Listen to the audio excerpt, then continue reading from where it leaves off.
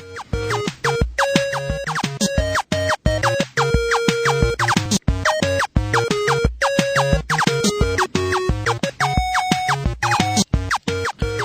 welcome to another episode of Geek Bytes podcast. I'm Ramon Mejia. Live!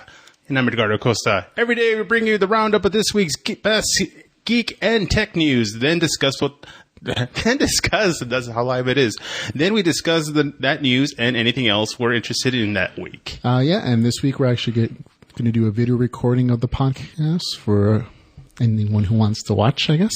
Yeah. And in this week in Geek News, we're going to be talking about Apple versus the FBI Part 2.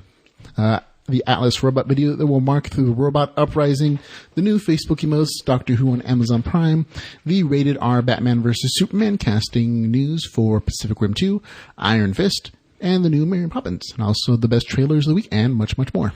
In our discussion section, we'll talk about our favorite news from Mobile World Congress. And let's begin our show, though, with Geek News.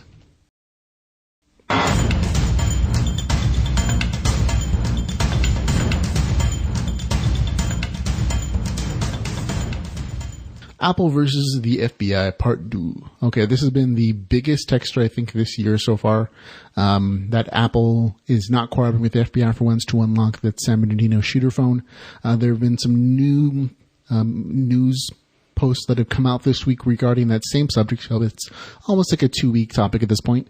The Verge has reported this week that a filing by Apple in response to an Eastern District New York court request shows that there are 13 Apple devices that are currently subject to pending court orders by the FBI in 5 different court districts, all using the All Writs Act as justification. This is the same major justification that they're using the San Bernardino shooting one.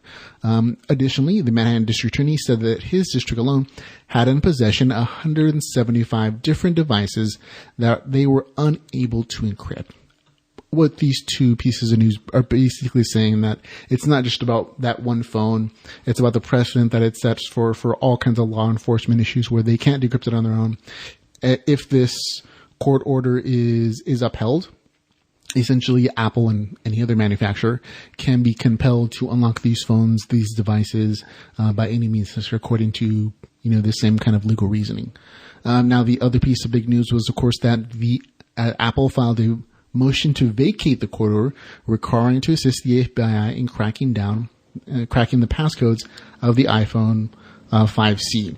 Now, Apple essentially says in their repeal that they would have to build an FBI forensic lab at its headquarters. Apple also denied that the All Writs Act provides a basis to conscript Apple to create software enabling the government to hack into phones. The last legal argument they're using to try to get out of this is that they argue that the order would violate the First Amendment and the Fifth Amendment due to the Processes Clause to be free of arbitrary deprivation of its liberty. The First Amendment being saying that coding is a form of freedom of expression, and therefore they should not be compelled to create new code on behalf of the government. They shouldn't be compelled to do so anyways. Now, of course, Apple's getting lots of great support from big name companies like Verizon, Microsoft, Facebook, Twitter, and Google. All of them plan to file an amicus brief in support of Apple in the San Bernardino case. So that's the friends of the court brief. They're basically going to provide additional information for the court to show that this is not a good thing. So what do you think of this, man? Well, we talked about it before. Like, the funny part is, can you imagine, like, we talked about it, that hopefully they didn't kill the people and already dispose of their bodies because all it takes is just a little fingerprint Yes, that would be unfortunate if that's all they really had to do. Exactly. And the other thing, when in doubt, come on, everybody has a cousin or friend or a, confidant, if you will. They have services that will either jailbreak your phone and whatnot. And I'm saying that it's legal. Yeah, you're right. There are always other people who you think the FBI would be able to get hold of to do this thing for them. But I think they're trying to. The FBI is really trying to set the precedent that they can compel Apple and any other production manufacturing company to provide these services on their behalf without actually having to do the work themselves. And again, Apple is being asked to create completely new software just for this one device, and that's part of Apple's legal reasoning, saying it is not right to do so. It's like the government in a different form wants to put their foot in your ass. But when it comes to like, getting their way in a way, but not in a bad way. I understand for security reasons, yes, to protect it. Many security concerns we talked about previously. Exactly, security reasons. But also I understand it would be helpful, yes, if they did unlock the phone and get all that information they needed to find out, like, what are their connections, who are they linked to, blah, blah, blah. This and that. There's legitimate legal justification for this. The FBI has a legitimate search warrant to search through this phone. The only thing at issue here is whether or not they can compel Apple to help them to do so. If Apple volunteered to do so, there would be no issue with this. But Apple is saying, on the basis of principle, we do not want to do this, and we don't think you should be able to force us to help you in this investigation. And once again, it is both a pro and a con. So any way you see it, great publicity, if you will, because you're pretty much putting their name out. And also it's great for people that don't know, like, hey, if I go with Apple, I don't have to worry about my security. Yep, security. Yeah, and part of that's publicity for Apple, but I think the bigger issue is that their phones, the more secure their phones are, the more secure other phones have to be to compete with them. Of course. And so for the average consumer, that's the real benefit for us. So that our information is private, because I don't know about you, but my phone has a ton of information. It has all my contacts, it has all my Facebook information, all the stuff I do on the internet, through my phone. That's a ton of data that I don't want just everybody to get hold of. And I think that's my right of privacy. Totally, because you imagine, you guys been there, not just guys, girls, depending how low your relationship is, you kind of always kind of feel a little weird. Like, can you trust your girlfriend, your boyfriend, your whatnot with a phone? Much less, the government. The government, exactly. So that those are all part of the issues, but an interesting update to that ongoing story. Yeah. Well, let's talk about more technology. It's alive. Atlas robots. This week, the people at Boston Dynamics posted a video of Atlas, a humanoid bipedal robot. Have you seen it? I have seen it. It is kind of disturbing, to be honest. It starts innocent enough. Atlas is going for a stroll in the woods. Atlas picking up a 10-pound box and putting them on shelves. Then the Canadian bully shows up as Atlas tries to pick up a box from the middle of an empty floor. An evil hockey player comes up and knocks the box down out of Atlas's hands. Atlas claims he tries to pick up the box again, but the human starts sliding the box with a stick just out of Atlas's reach. Eventually, the human escalates to kicking Atlas down to the ground as Atlas slowly rises back on its feet. You can feel the plan to eventually rule all humans, forming with rage in its processor. Very well written. Yes, this I can't claim that I read it, but the idea is that. First of all, that video was quite disturbing in the human movements that Atlas had. He was very efficient in moving boxes around. That's a very difficult task to teach a robot to do. He was completely independent in doing so and walking around and figuring out the box had moved from one place to another.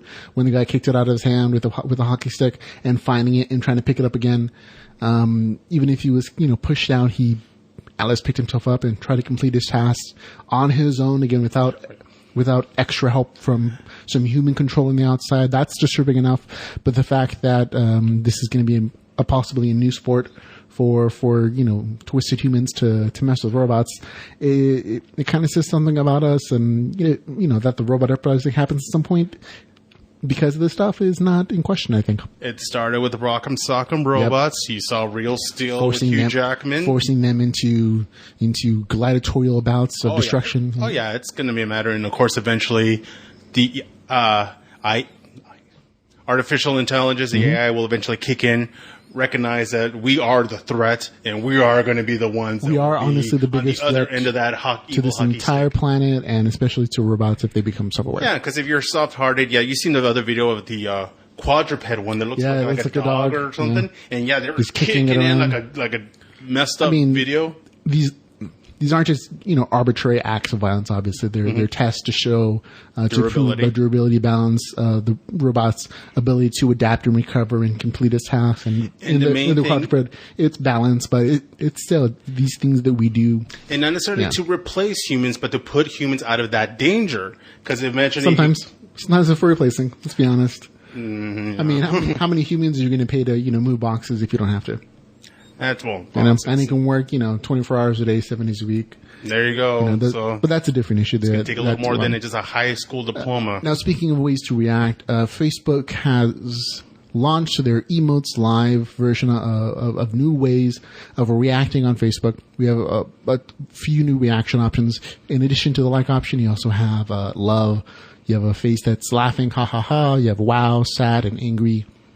And again, all you do is click on the same button, and you have these other options. I've seen it this week. I forgot that it was going to happen, and when it started on Monday, I kind of felt that the screen was a little crowded now with all the new buttons popping up and the new standing. Yeah. In addition to like the little new lightning symbol on the little side from like special articles that are specially formatted for Facebook, the screen feels a little more crowded than it used to. Too many emojis. There are a lot of options, but I think you get used to them after a little bit. I don't notice them as much now, they being Friday, as I did on Monday. I do like the option of different ways of expressing myself. What do you think of them? Remember, what was it? The thing that originally everybody wanted? Mm-hmm. And for the people that can't hear it? Yeah. Thumbs down. The thumbs down. That's all they wanted. Button, yeah. Don't get me wrong. Angry, sad. We could do the little icons, emojis kind of thing in our messaging. Yep. But well, now you have options of Facebook. I think it also provides, I think, advertisers a way of seeing a more complex view of the audience than just, I like it. They can see, this is making the audience angry.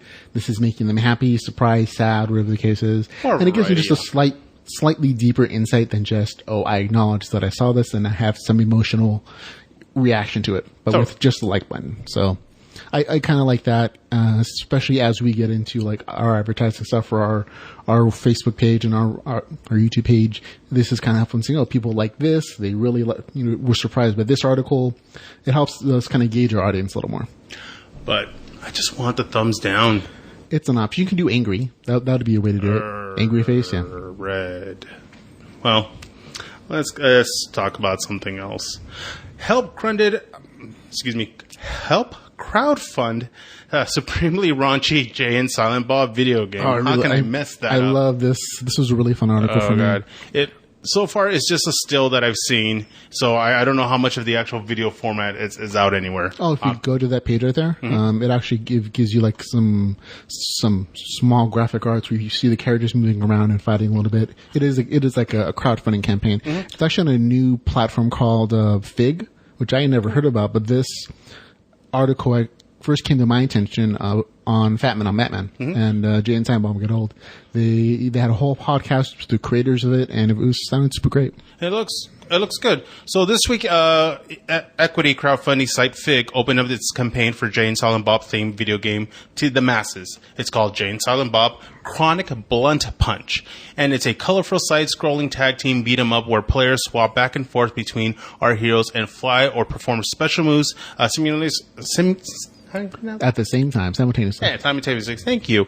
A brainchild and an inner bang entertainment, Jay and Silent Bob Chronic Blunt Punch's goal is relatively reasonable, $400,000. As of today, they have over $100,000. I think they're doing great. It's only been like 3 days. They announced it, I think, on Monday or Tuesday with that episode of the podcast. I think it was on Fat Man and Batman. They already have $100,000, so they're a fourth of the way to funding their entire project. And again, this is a very for mature, maybe even adult-only game, depending on what kind of money they get to put in the extra assets and the extra videos. But just looking at the screenshots for the game, it reminds me of Double Dragons, which is what it's supposed to look like. Yes. Basic, kind of like the old arcade games, side-scrolling, as they said, fighting, punching bad guys. And it looks like a scene out of Mallrats, because you got the mall shopping They're actually going to a new mall as the level. It's like this mall that extends from heaven to hell. I think the story theme, according to the podcast I heard this from, was that Jay and Silent Bob discover one day that all their customers are gone. And so they go to investigate, and there's this new mall apparently. And when they go in, they become trapped there, and they have to fight their way through all the different levels, with all the crazy, gimmicks and characters to find out who's causing everyone to be trapped in the mall, basically. But so far right now it's just Jay and Silent Bob, because that's what Kevin Smith owns. He owns those characters, so they can include that in the video game, obviously. And if they get enough money, they actually plan to include other characters from Mallrats, of course, assuming they can license them.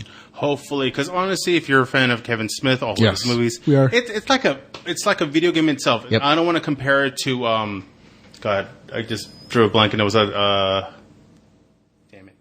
What's that movie? The video game Sonic-based movie with the guy that has the girlfriend that she's dated so many guys, and he fights the exes. Oh, you mean, I know what you mean. It's, I'm trying to blank. Everybody knows it, but it's killing me. I'm sure people are just screaming at the I want to say like Simon something, but I know I'm wrong. I know what you're talking about. It's something.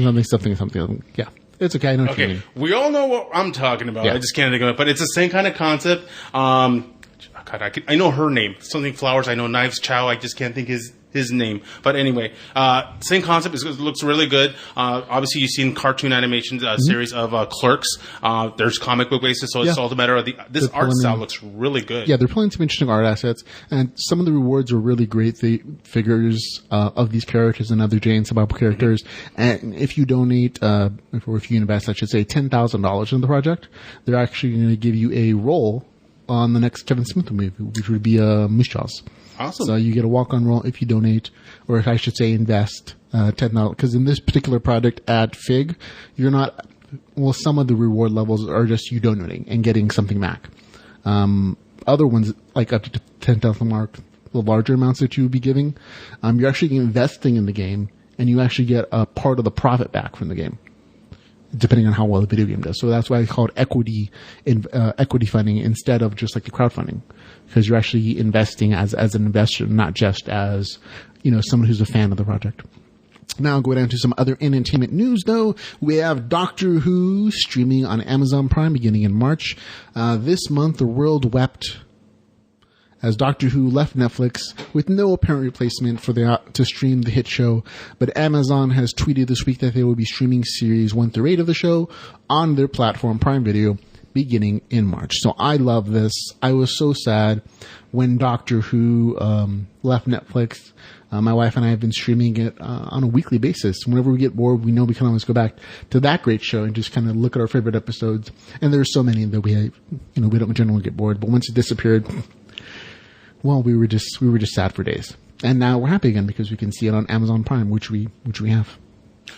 Benefit. Once again, I'm not a Whovian. I'm not on the Doctor Who bandwagon, but I did give it a try. I've actually watched them from the very first episode, and it actually got my attention because the first episode, as bad as it was like a 70s kind of. I think you mean this first episode, first classic Doctor Who, season 1, classic one, before the scarves, before the fezzes, before a really fancy sonic screwdriver, which is quite the investment, to be honest. I haven't seen all those early ones because that's before my generation. I just went with the Christopher Eccleston one when it was rebooted for the BBC, and that's where I started, and that's where I started enjoying my product. But you're a little more dedicated. I am. I'm like, if I'm going to find out what this thing's about, I'm going to watch from the very beginning. Not that I'm going to become a diehard and I'm like, yes, give me my, fez and whatnot.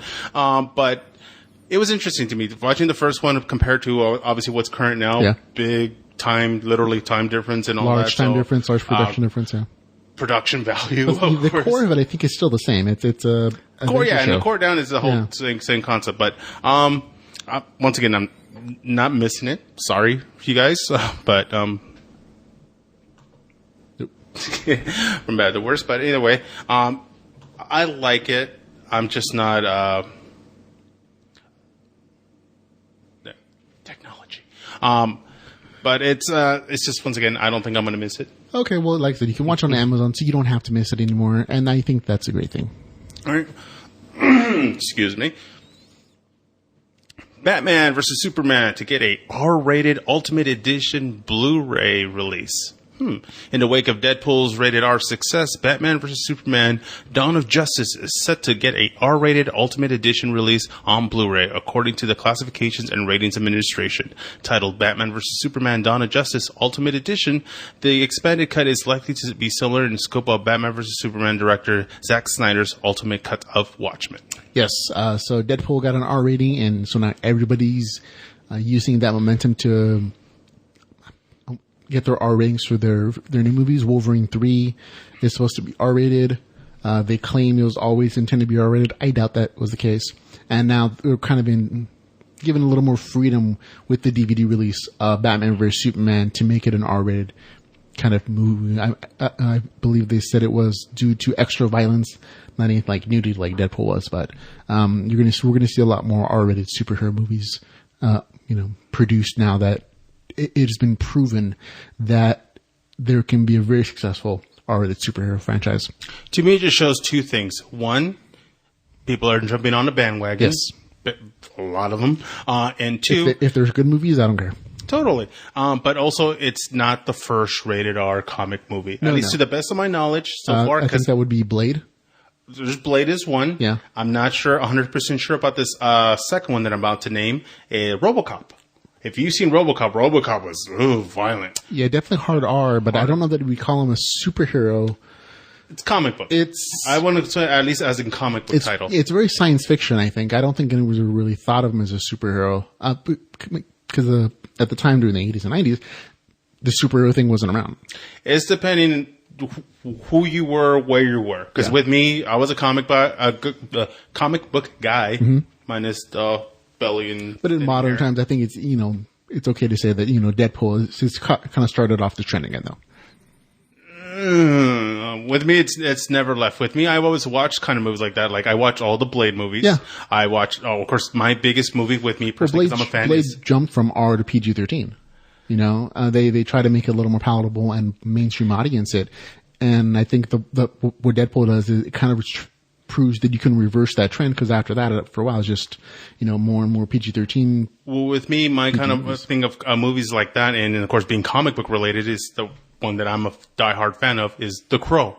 Mm-hmm. If you know The Crow, you know the stories, you know how gory, how bad, how violent. Yeah. And it's still a romance flick, the way Kevin just described Deadpool was, and I totally agree with him. But it's carried on over to the point that it's like, okay, we're like, oh, now we got to make all our movies like that. Yeah, but I don't think that's the case. I hope that they don't take the wrong lessons from it and make rated R movies just for the sake of rated R movies. I hope they just take the opportunity to use a larger toolbox that you get with the rated R movie than you do with the PG-13 and make those movies just better.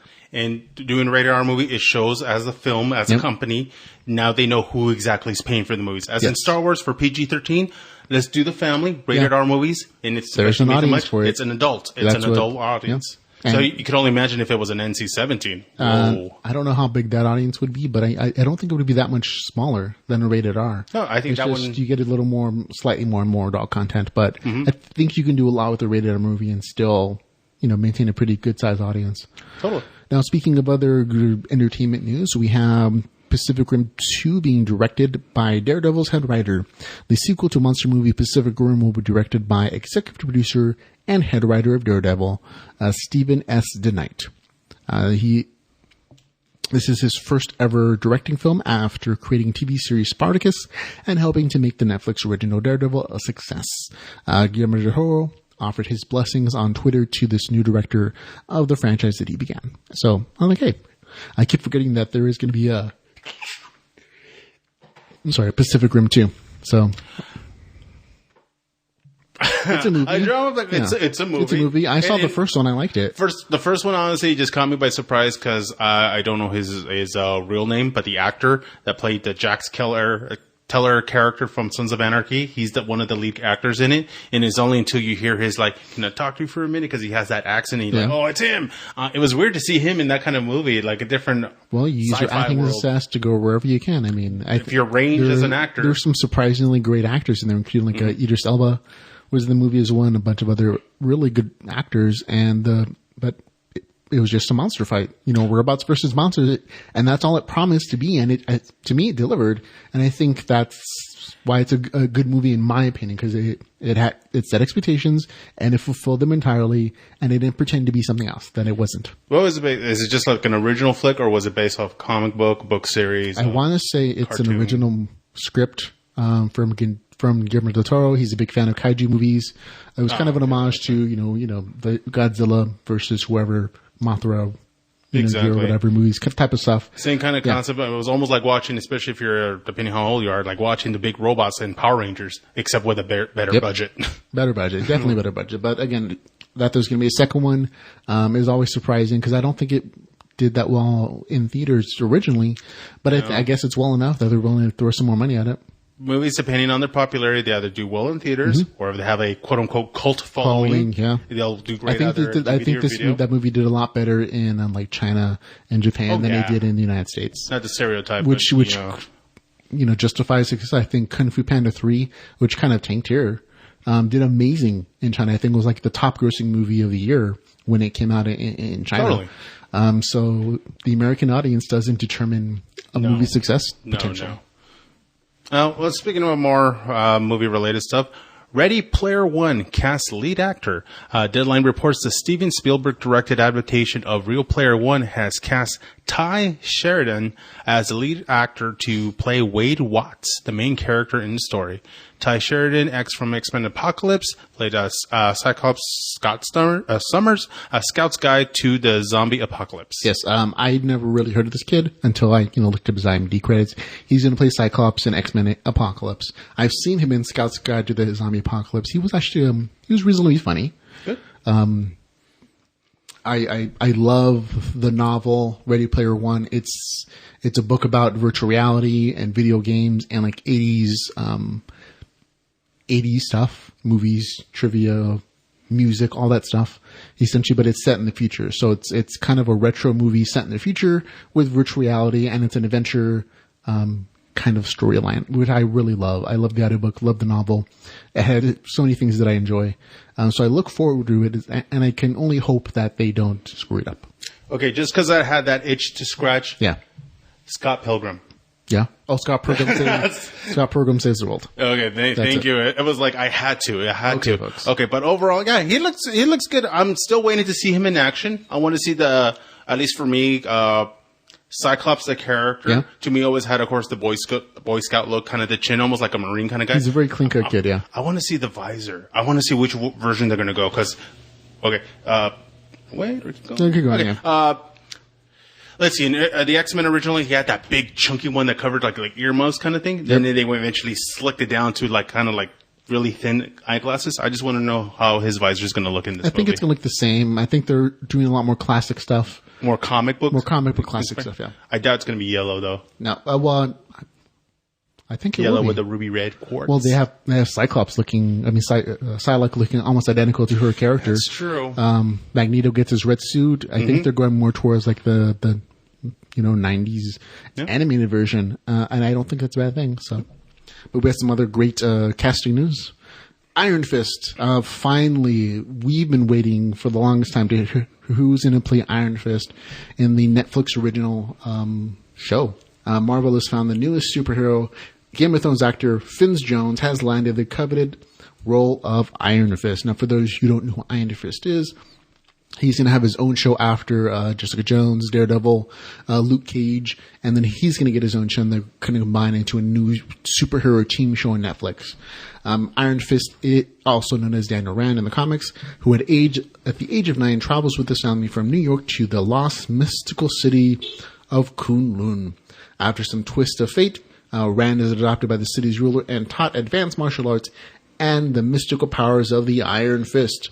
Now, as an adult, Rand returns to his native New York and starts his career as a superhero. So this is martial arts, magic, with a white dude. That was the part that caught me by surprise, and not in a bad way. Because there was talks and rumors. They were like, okay, is going to the Asian countries. Stuff, yeah. They were like, should we? They did it with Elektra, on Daredevil. Exactly. They were saying, should we go with an Asian actor? Mm-hmm. Honestly, I would not be disgusted, if you will, or not take it in any negative kind of form if they went with an Caucasian, a white guy, or an Asian guy, or even a black guy. No, I don't think it matters. I mean, they're putting Idris Elba, I think, in a superhero role. I can't remember what it is though. Idris Elba is going to be the Man in Black, he's going to be the cowboy for the Dark Tower trilogy. Now, originally the character is in all the illustration stuff. He's a white dude. But the fact that he's being played Idris Elba, I don't think really changes the character at all. And it just kind of shows that race doesn't matter as long as you're a good actor. True, because honestly, Nick Fury, Sam Jackson, great role. They changed it from white guy to black guy. Didn't matter, even in the comic books. I didn't throw a fit. I didn't care. It was like, There's a lot of ranges and people are wanting to change the nationalities, if you will, of what they are. Mm-hmm. But I don't think it's going to be too dramatic unless those, I want to say a diehard. Diehards might have an issue with that. Yeah, exactly. Might be like, oh no, whatever. I'm totally open to it. I just can't wait till it actually gets filmed because I think it's going to be great no matter who they got playing them. Martial arts, magic stuff. I'm looking forward to the martial art part the most. Mm-hmm. Right, let's talk about more acting roles. Emily Blunt in talks as the new Mary Poppins. Emily Blunt in talks to play Mary Poppins in Disney's live-action sequel to the classic 1964 film.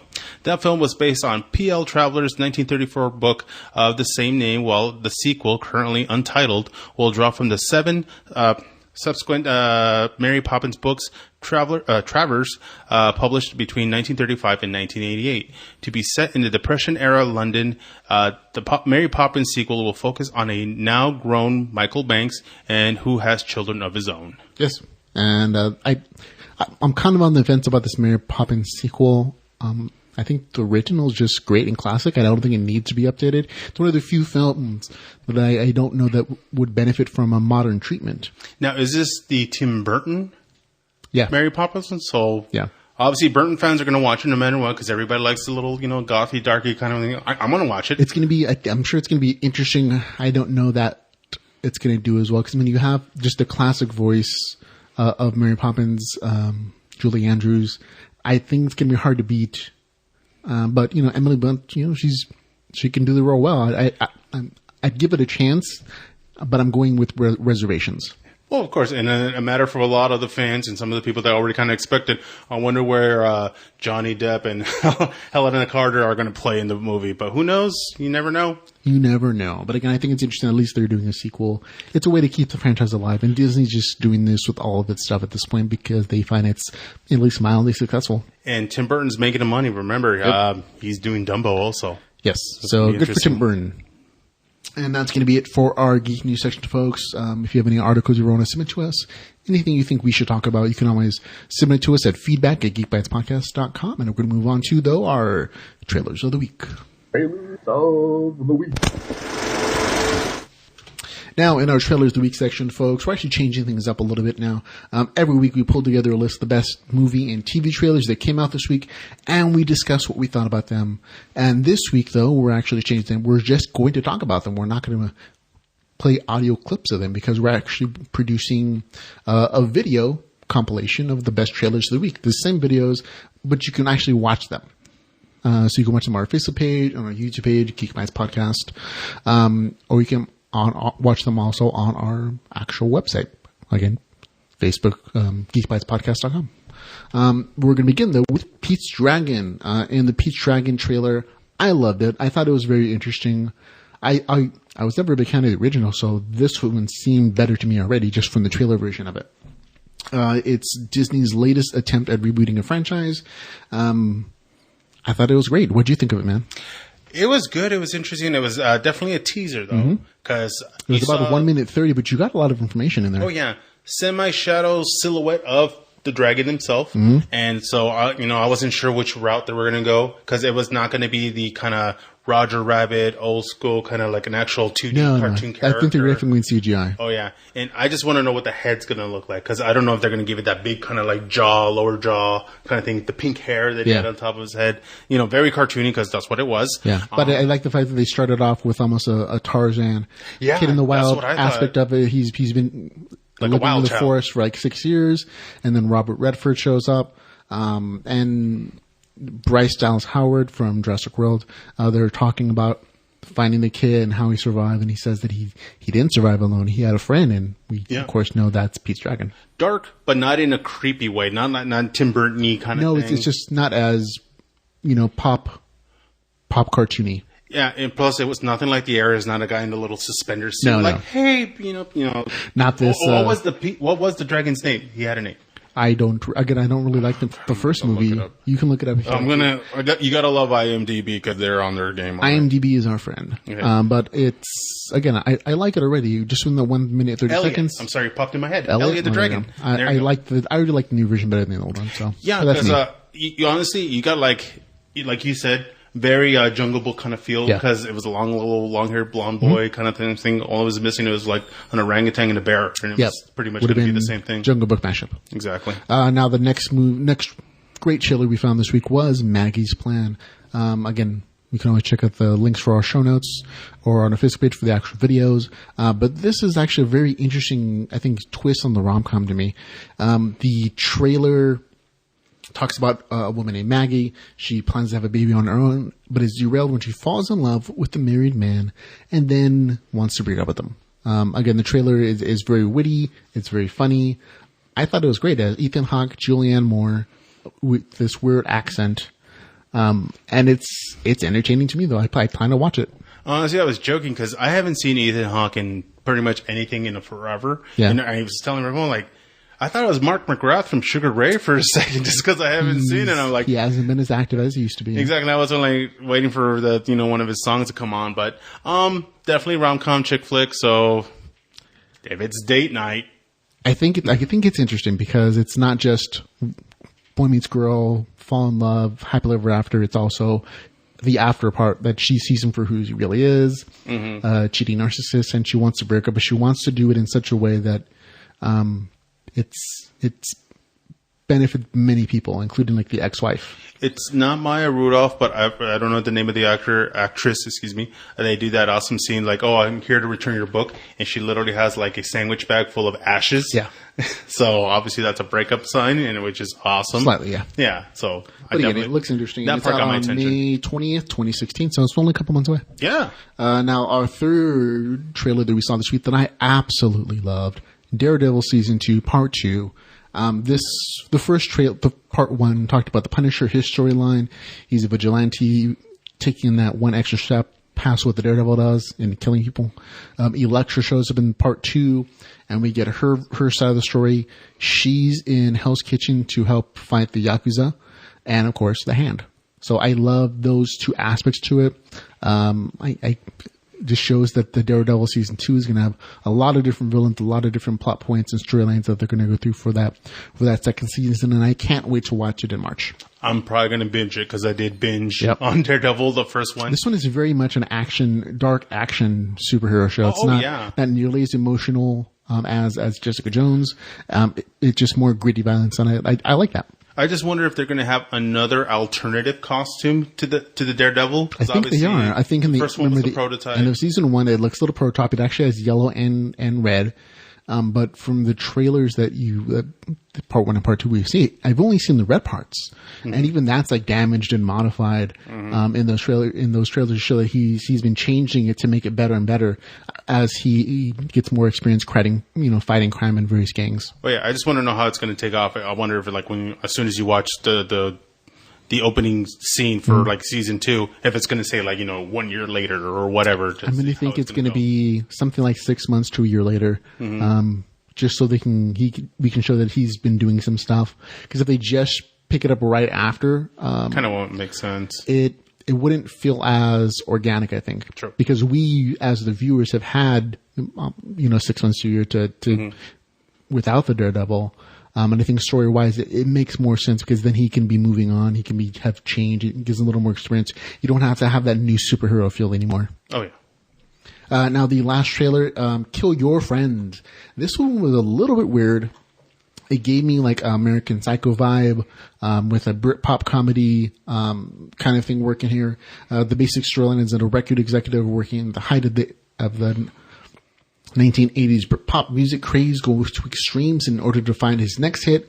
It stars Ed Skrein, also known as Ajax, that bad guy in Deadpool. It's in theaters April 1st, 2016. Again, watch the trailer. Link is in our show notes or in the videos on Facebook and our website. There's no other way to explain it. It's just a really interesting mashup of High Tower Records and, American Psycho. It's just a weird, thing. I think it's interesting enough to watch. It's that almost funky, almost like a taste of Lock, Stock, and Two Smoking Barrels, if you ever saw one. Yep. So very, European. You can hear plenty of accents, so if it's something that you're not used to hearing. Lots of pop music, too. Yeah. Yeah, but it's going to give you a different side of it for sure. So it's going to be, I think this one I would actually watch just because I want to see where it's going to go. I think it's weird enough to give it a whirl, I suppose. And usually with me, obviously, I'm the one like, I'll wait till it's on DVD or something. Yep. But that one got my attention. Yep. Now that's going to be it for our Trailers of the Week. Again, you can see the trailer we've talked about on our podcast show notes, or watch it on Trailers of the Week videos on our YouTube page or Facebook page. We're going to move on to our discussion section.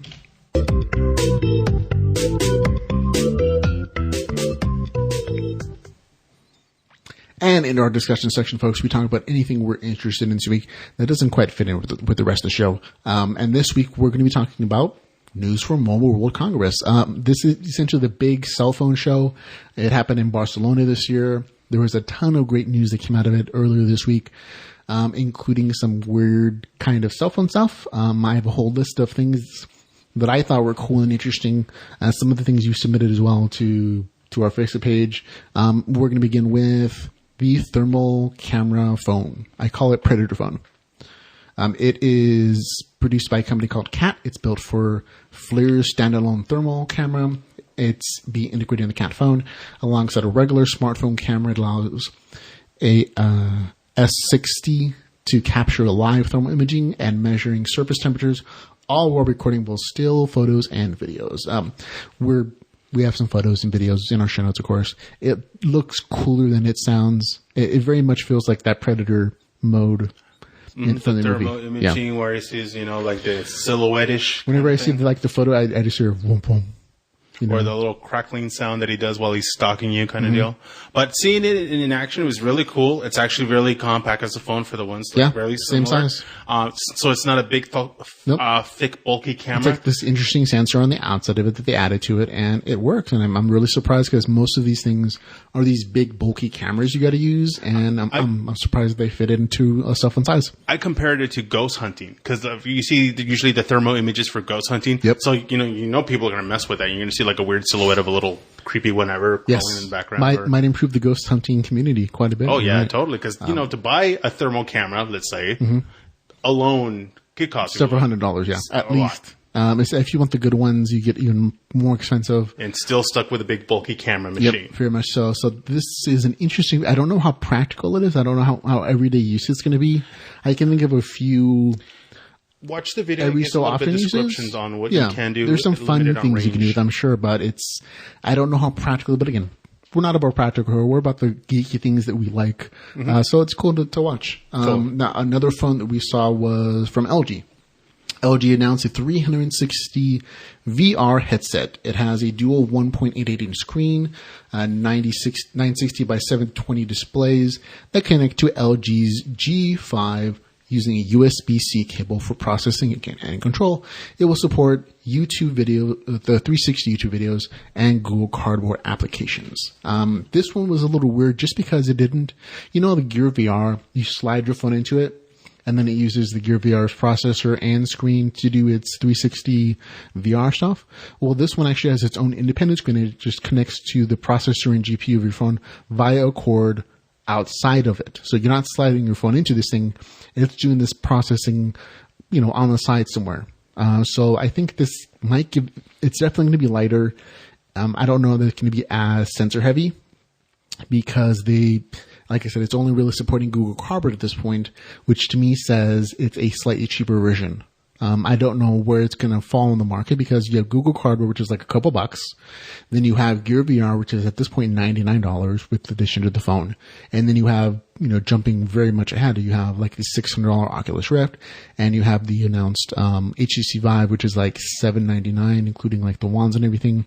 And in addition to that, you need computers to run those things. So there's a really big gap in there between $99 Gear VR and the Oculus stuff, which is a big market, but there's not as big of a gap financially between Gear VR at $99 and Google Cardboard. So this, I would say, is probably going to be comparable to the Gear VR, but I'm going to assume it's going to be more expensive just because it's a new product for them, for LG. Totally. And this is just something that's coming out that's going to be obviously still new. Yep. Not everybody has one. Not everybody's a tech junkie. But my thing is like the camera itself. You ever seen the 360 cameras? Yeah. There's another 360 camera that LG announced.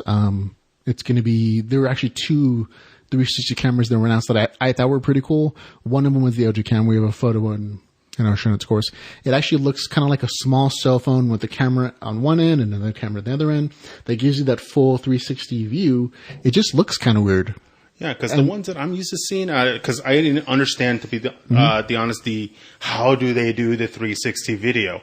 I know about the receiving part. You hold camera, you have your VR. That's one way. That's one way to do it as far as like watching it. But there are a couple of different camera ways to do it. You could have like multiple cameras. Yes. Like I think they're like there's some really super expensive ones, like $20,000 ones that have like 16 cameras that are super high res. Literally a ball that has nothing but lenses covering it. Then I've seen a small semi-practical one that it's just like maybe 6 GoPros all facing out, and it's just linked together. And again, even that's $100 just for the rig, and then you have to buy like 6 GoPros.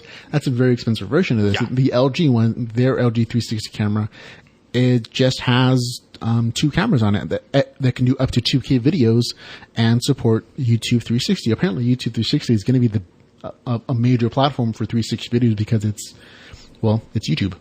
That totally, and I see nothing but the benefits on this, unless they're eventually going to be creepy perverts doing their thing. But I see this as like educational. It'd be great because you could actually take a class virtually into an environment, kind of like that one Simpsons episode with the VR thing, going to like the Great Wall of China, meeting Genghis Khan, and all that kind of thing. That satirical as it was, it's actually not a bad use of virtual reality in meeting historical figures and getting a perspective from their viewpoint. One of the coolest things that VR does, in my opinion, it lets you experience things from somebody else's point of view, whether it's fictional or real. You get a very unique opportunity to be empathetic towards a viewpoint that you likely will never be able to see again. Totally. I mean, there was a Daily Tech News show bit about they were talking about virtual reality in this particular topic, and there was an experience where people were putting on Gear VR to experience how it felt to have Alzheimer's. Oh, that's good. And their reality changing for them, not remembering things, being disoriented, and how the world was in their view, in their mind, how the world was drastically different from everyone else, and how that created a sense of empathy and understanding that you could never get just by looking at somebody or just watching them or reading a story. Actually living the world from their point of view just gives you that extra of understanding how someone else views the world. Exactly. Like it's more of an entertainment version, but like when you're people that are intoxicated, you hear about, unless you don't drink, having the quote unquote beer goggles. Yeah. Your vision gets distorted, your balance gets just populated, whatever. Up, yeah. Yeah, and just to experience that, not in just a fun hey I'm drunk, but just to see how an alternative version of that experience. Yeah, there are plenty of virtual reality opportunity. This is a new market, totally unexplored. I look forward to it. But some other interesting things from World Congress. I loved. This is kind of a weird thing. It's a spherical rolling ball that kind of reminds me of BB-8. Yeah. It's like the bottom half of BB-8. It rolls around. You can control it with your phone, and it has a camera. It has a mic, speakers. It has an infrared blaster and laser pointer. And again, it can be controlled by remote control or by your phone. And they were kind of marketing it as a home security device where you could just let it go roll around your house and explore it. Like a Sentry. Yeah, almost like a Sentry. And talk to people. But to me, it just seems kind of a fun way to just kind of go exploring. It almost feels like something out of science fiction where you take it out of your bag, you roll it around, and the police use it to chase down bad guys or to explore things. Instead of the RC car with the GoPro attached to it, they just made it more sci-fi-ish, more futuristic looking, if you will. And as long as the camera stays stable, I think this is kind of a cool thing, which is why we're talking about it. Mm-hmm. Now, this is the other 360 camera. This is from Samsung Gear. Now, this one actually looks more like that ball look you're talking about. It's really small. They didn't give a price point for it, but Samsung seems to be going all in on virtual reality. Every one of their new phones, they're making compatible with Gear VR. They dropped that price point for the Gear VR from $350 $350 United States to $99, which is a huge price drop for such an advanced piece of software, or I should say hardware. And now they're actually producing a 360-degree spherical camera. It uses dual lenses to capture all 360, flat bottom, it rests on surface. It has a micro SD card that supports up to 128 gigabyte cards, and just it looks cool. And if it's cheap enough, I plan to buy one just for the podcast. I think it'd be an interesting way to record and get multiple viewpoints. It wouldn't be too exciting, but it's depending on your venture, sir. Again, if it's sub $100, I absolutely will buy one. I don't know that that's a realistic outlook for a 360-degree camera. Strap it on you, go bungee jumping. Yeah, this is very much one of those you can record your life on a daily basis kind of things. It's that small. That you could do that on a regular basis. Well, definitely for the extreme sports junkies, because you've seen those videos on there. They're adrenaline junkies. They're just like, oh, they love it. And especially you get their view on it, because you've seen there's the bungee jumping. Mm-hmm. There's the people with the wingsuits. Yeah. Those videos were awesome. What are the other ones? Hang gliding. A lot of cameras that they use now just aren't high res enough to handle 360.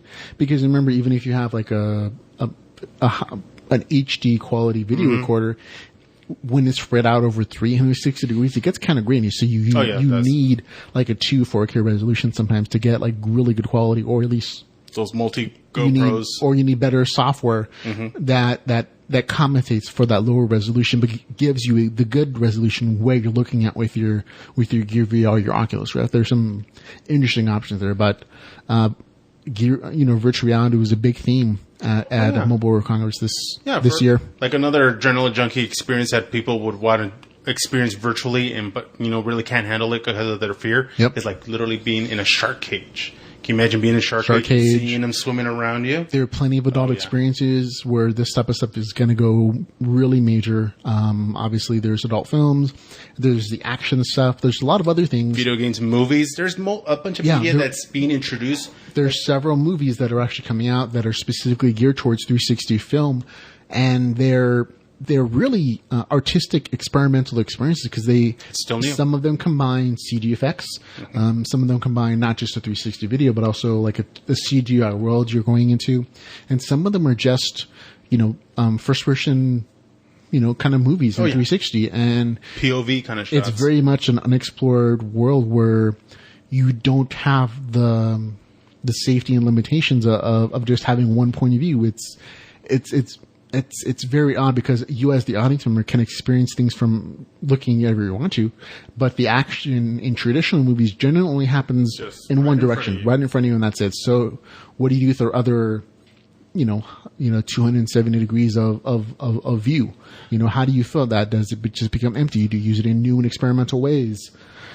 The closest thing was 4D experiences at a theme park. And the 4D, of course, is a sight, sound, your 3D glasses, and sometimes they'll have little air smells, sprays of something, wind blowing, water. But that's the only as far as experiences you get. But now I think one of the underrated ways to use 360 video is the documentaries. I've seen some very interesting ones, including Syrian refugees, refugee camps in other countries, just different places, tourist stuff, even just more mundane stuff like home tour stuff, where you have somebody walking around with the virtual 360 camera and you get a really good view of homes. Vacation stuff, I think one of the most relaxing videos I've ever seen is just that 360 camera's on the beach. It's just sitting there. You're in Hawaii. You have, people walking around you and you're just, and it's just super relaxing. And with me, the opposite.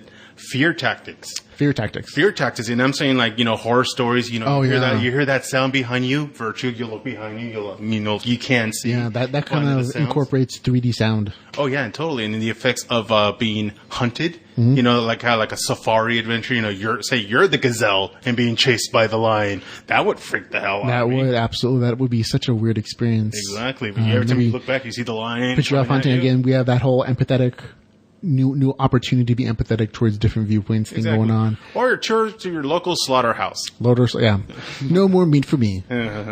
So many opportunities. And of course, there was a great announcement at Mobile World Congress for the HTC Vive. That's when they announced that their price tag is going to be $799. Pre-orders start on February 29th, only in a couple days, and they're shipping in early April.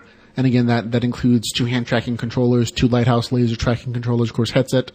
Doesn't include the computer, but this is coming in again at about $200 more than the Oculus Rift. But again, it's the price of the hand things. And it's eventually going to get lower once it becomes mass. Yeah. Once everybody wants one, once everybody needs one, when everybody needs to have one, the prices will eventually get lower. It's going to drop, but it's not going to be for at least a year or two. Yeah. I mean, you think of the Gear VR went from $350 to $99 because of the great demand. Mm-hmm. It's going to be hopefully something similar with like Oculus and HTC Vive and the PlayStation VR, which comes out, I think it was leaked in the fall of this year. We'll have to see how that one turns out. I think they're doing some announcements. E3 they're doing some announcements in March for developers and for the press. We'll see how that goes in March for that. But we have Oculus now, and we have HTC Vive coming out in March and April. I think Oculus starts shipping next month in March. So much entertainment, so much technology to look so forward many to. Possibilities. That's going to be it for this week on Geek Bytes Podcast, folks. Again, thank you very much for hanging out with us for this last hour or so. Thank you for listening. We appreciate your support. And if there are any ways you want to support us back, you can always visit us at geekbytespodcast.com/support for all the ways that you can help support our little podcast. We appreciate you listening. And we always encourage you, of course, to explore your geekdom and your fandom stuff. We geek about stuff. We geek about stuff all the time, I should say. We love the feedback. Yep, Give us some feedback. But that's, again, it for us. I'm Ramon Mejia. I'm Edgardo Costa. Now, go geek about something.